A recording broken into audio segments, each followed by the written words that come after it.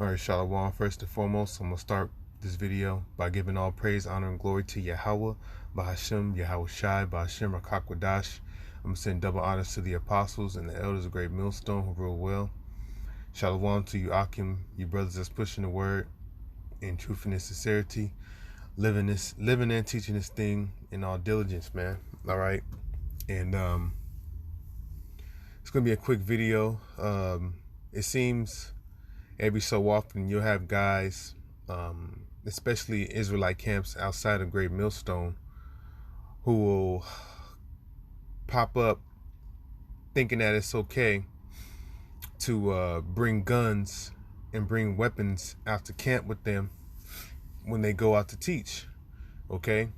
For whatever reason, and whether it be in an effort to protect themselves from whatever may go down out there. But these guys doing that is a perfect display of faithlessness, man. All right, it's a lack of faith that you're showing when you think that it's okay to bring a gun or a knife or a sword or whatever out to camp with you, because you're not being mindful of the protection that we have through the Spirit. Okay, it's important to understand that when you go out on the highways and the hedges, that the angels of YAHAWASHI is encamped round about us, man. Okay, and we have nothing to fear. We have nothing to worry about when we go out there, man. Okay, all we have and all we need is the sword of the Spirit. Okay, the word of the Lord, and this wisdom, knowledge, and understanding, man. Okay, we don't have to lift a finger. We don't have to pull no gun on nobody, because there are times where dudes, like we had a guy not too long ago out in the LA camp, some weirdo, some reprobate hopped up the car threatening to shoot us and all that, man. You know, there are times where stuff like that happens, but even though that goes down, there's still no reason for us to, this dude came out there threatening to shoot us, let me bring my gat, let me bring my gun, let me bring my sword to camp the next week. Nah, we ain't got to do that, man. Because at the end of the day, if you really have faith in YAHAWASHI, you'll understand that our wisdom and the spirit that we in, okay, is granting us a hedge of protection from the power in the heavens, man. Okay, so let me bring this out. I don't want to ramble too long. This Deuteronomy 20:1. It says, when thou goest out to battle against thine enemies, and that's what we're doing, because we're in a spiritual war. It's not a physical war, okay, but it's a spiritual war. All right. It says, when thou goest out to battle against thine enemies, the people of the world, all right. And the scriptures say to reprove, rebuke, with all long suffering and doctrine, right? And that's what we do out in the streets, man. All right, lifting up our voices like a trumpet, showing our people their transgressions. All right, preaching unto the nations this good word. Okay, prophesying. It says, and see his horses and chariots in a people more than now, be not afraid of them. All right, because the scriptures say you're supposed to make your forehead hard against their foreheads. Okay, we're not supposed to be afraid of these people. The scriptures say the Lord didn't give us the spirit of fear, but of power and love and a sound mind. And that's through faith, man. That's through having the understanding of the word as well, because having the understanding of this word is power to it, man. It's actually a spiritual power in itself. Okay, so it says, be not thou afraid of them. Because a lot of times we do have like I said, we have confrontation, people that try to come up to us, talk shit, threaten us, whatever. All right, but it says, be not afraid of them, for YAHAWASHI, thy power. All right, thy power. See, that's what the word God goes back to in the Hebrew. It's Alahayim, which means a power. Okay, so YAHAWASHI is our power, man. Why do you think the scriptures say certain things like, thou worm Jacob, and the Lord calling us, comparing us to crickets and shit, man. You know, it's because we're defenseless, man. You know, we're in these weak flesh, you know, and we're mortal. Okay, we're mortal. All right, and we're corrupt and all that. So we have to rely on our power in the heavens, man. We got to have faith in the Lord that He is our defense.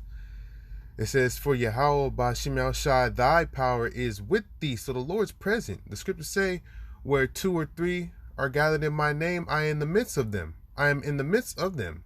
The spirit of YAHAWASHI is on us, man. And if the spirit of YAHAWASHI is on us, then he's with us. He's there. He's right there in the middle of, in the midst of us, man. You know? It says, which brought thee up out of the land of Egypt. Okay? Now, this is going back to during the time of Moses and all of that, you know? We were about to enter into the land and all that to receive the land of Canaan, right? And we had to battle and fight for, you know? It says, and it shall be when you are come, this is verse 2, when you are come nigh unto the battle, okay, when you go out into the streets, to the highways and in the hedges, it says that the priest shall approach and speak unto the people, and shall say unto them, Hear, O Israel, ye approach this day unto battle against your enemies. It says, let not your hearts faint, fear not, and do not tremble, neither be ye terrified because of them. For Yahweh your power is he that goeth with you to fight for you against your enemies, to save you. Okay? So, once again, you got to have faith in it. You got to have faith that the Lord is with us to fight for us against our enemies, man. So we have a defense. Okay? We have a defense. And like I mentioned earlier, the Lord gave us wisdom and knowledge and understanding. And the scriptures talk about how he was going to give that to us, and none of our adversaries were going to be able to gainsay nor resist us. Okay? So this word is enough. The word is all we need when we go out there on the streets. Okay? Having the understanding of it and preaching and teaching it. And then we're just letting the Lord do everything else. Because so like, yes, lost my train of thought. But anyway, let's read the scripture anyway. Ecclesiastes chapter 9, verse 18. It says, wisdom is better than weapons of war, but one sinner destroyeth much good. So wisdom is better than weapons of war, man. Okay? And honestly, in these times, especially when we're living in a time where our enemy, mainly the so-called white man, is trying to find any and every little reason to justify him rolling on us, man. He already has us at the top of the list on his top of his hit list, so to speak. We'll say it like that. You know, the Hebrew Israelites, the BIEs, Black Identity Extremists, now we're racially motivated violent extremists, right? And the Hebrew Israelites, and mainly starting with GREATMILLSTONE, because this devil knows me as the truth. All right, we're at the top of this devil's list when it comes to those that he wants to roll on first when he comes in and tries to initiate his new world order, man. All right, because we're the prophets, we're the priests, and we're the teachers of our people, and that's what this devil don't want, man. So he's doing all these things now where he's putting the labels on us. And then pretty soon he's going to start throwing out the propaganda against us, putting us on the news, making us look like terrorists and a bunch of crazy ass niggas, man, who carry guns to camp. They're going to show all the videos of you niggas, of you other dudes in these Israelite camps holding guns. All right. You had ISUPK, you on that list too. You was at the gun range on video. Okay. Now you got guys, I forget the name of the Israelite camp. It doesn't matter. But they're on video holding guns, man. Okay? You doing this, you're not mindful of your actions, man. Not understanding that bringing guns and weapons to camp is a justification for this devil to roll on us, man. Now, at the end of the day, we don't care. We don't care because we know he's going to do that anyway. But you're giving this devil a reason, man. It's like you can basically be the blame, you know, because you're showing that we're in that spirit of carnality, man. And that's what this devil wants. He wants to paint us that like we're just these terrorists and we're dangerous and we're aggressive, and if you come up against us, we'll get physical, this and that, man. Okay? So walking in that spirit of carnality is totally against the spirit, man, and that's totally not the spirit that we need to be in right now. Ecclesiastes 9:18, wisdom is better than weapons of war. Okay, the scriptures talk about how we break strongholds and all of that, man. We break the strongholds and we bring all these philosophies and the thoughts of the people to the obedience of YAHAWASHI, and that's through this word, man, preaching the truth. Okay, the scriptures talk about how the Lord was going to have his prophets, and when they spoke, the words that came out their mouth was going to be like fire. Okay, and it was going to burn the people, you know, spiritually. Okay, destroy these people spiritually and all the things that they believe, man. Okay, you know, so this word is all we need, man. All right, the scripture saying Thessalonians, he was going to destroy this man with his word, and then the Lord was going to return with the brightness of his coming to actually destroy this man. Okay, so all we need to worry about right now is breaking strongholds. Okay. Wisdom is better than weapons of war. Okay? So let me grab Romans the 8th chapter.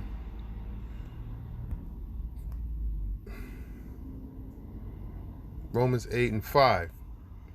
It says, for they that are after the flesh do mind the things of the flesh. Okay? So these guys, once again, they're not in the spirit. They're after the flesh. They worried about protecting themselves, man, instead of trusting in the spirit to protect them.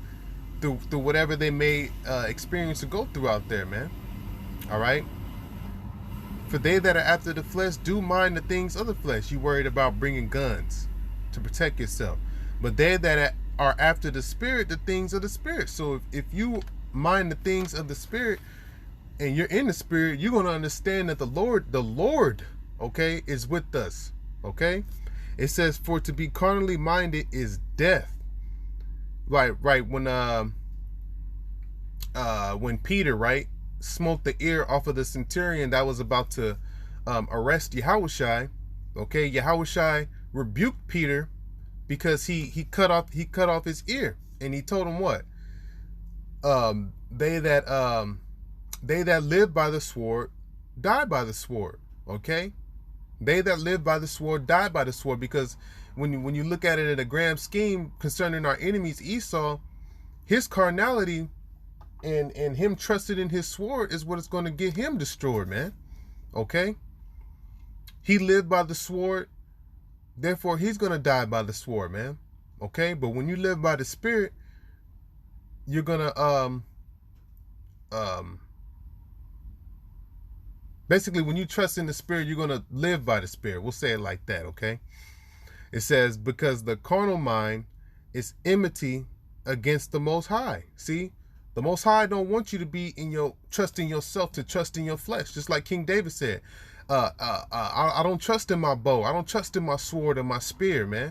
But I trust in the living power, YAHAWASHI, roughly paraphrasing, man. Okay? The Lord wants to see a man who trusts in him. Okay? And there's countless examples of men of the Lord in the scriptures who trusted in the Lord, believed in the Lord, and were protected. Okay? Daniel in the lion's den, you know. Elisha, he was protected. He trusted in the Lord, and the Lord brung vengeance against those children that were scoffing at him, man. Okay? So the Lord is with his men and his prophets. Okay? And if you in any other spirit than understanding that, then you're an enemy against the Most High, man. Okay? It says, for it is not subject to the law of the Most High, neither indeed can be. So that's all I want to get on that right there. And I'll just bring this out in Psalms, since I mentioned it earlier. It's a little all over the place, but it's all good. It's all in the spirit. It says Psalms 34:6. It says, this poor man cried, and Yahawah heard him and saved him out of all his troubles. So the Lord is going to deliver us. The Lord saves us out of all our troubles, man. All right, we don't need guns. We don't need any type of weapons of war, man. All right, we trusting in the spirit of YAHAWASHI. That's how we going to overcome our enemies, man. Okay.